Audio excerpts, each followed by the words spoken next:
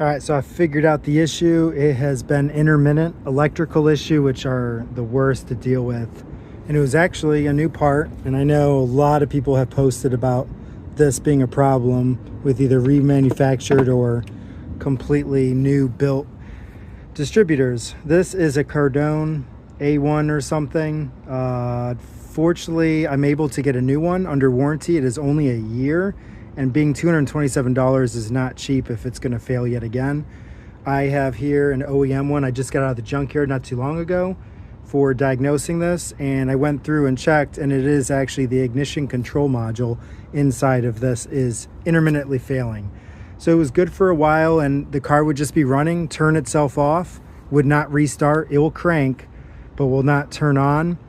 And randomly you'll let it sit for a while and it'll start back up, and then when it warms up it'll do it again. So I'm gonna have this OEM and get a